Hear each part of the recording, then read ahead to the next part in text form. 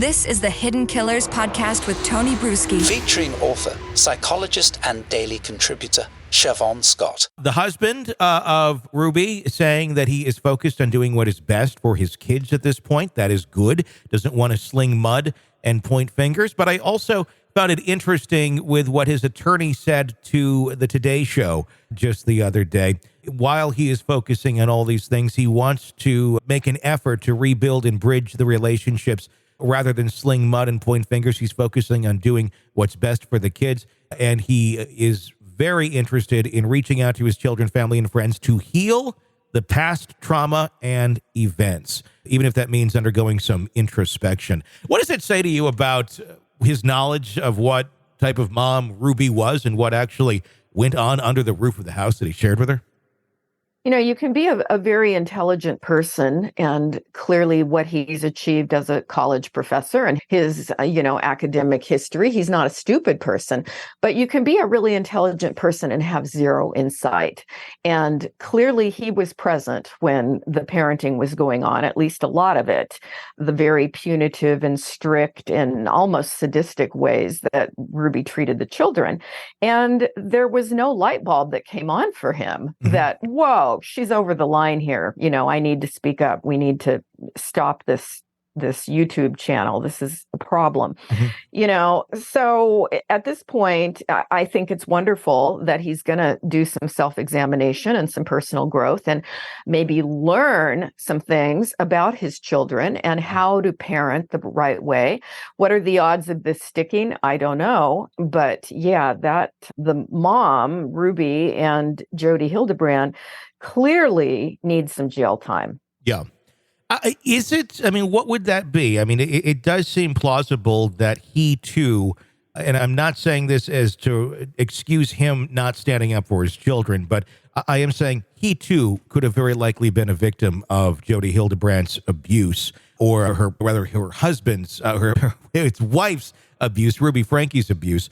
And, maybe there was some fear there of speaking up. Maybe there was the repercussions of it's, I don't really realize how bad it is until it got that bad. No one wants to look at their partner and think they're capable of that sort of horrendous parenting. It's abuse is what the word is.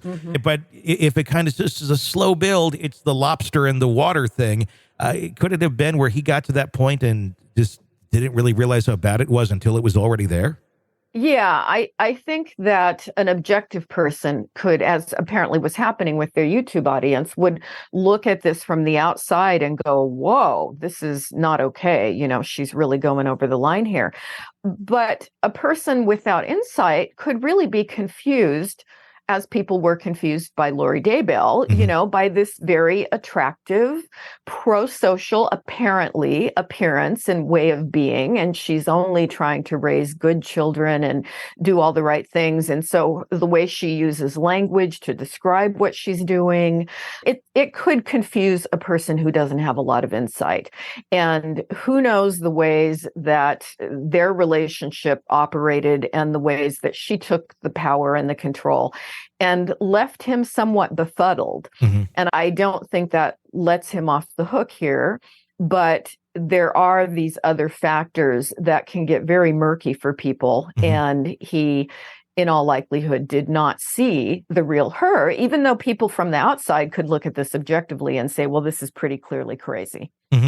That's more understandable when you try to look at it. And I'm sure if he truly is being honest with what he's saying and trying to have some introspection here in himself and try to mend those bridges with his kids, maybe, it is a light bulb moment for him of, oh my God, I can't believe. And probably if he has any shame, probably very shameful as well and hurtful to realize, oh my God, I allowed this to take place under my watch with my kids.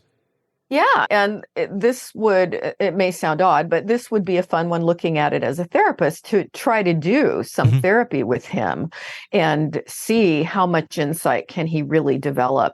His attempts to repair the relationship with his children, this is going to go on lifelong. It's not going to be a quick thing where he just says, sorry, kids, I wasn't paying close attention and everything is fine. It's going to be a long-term process, but he would be interesting to work with.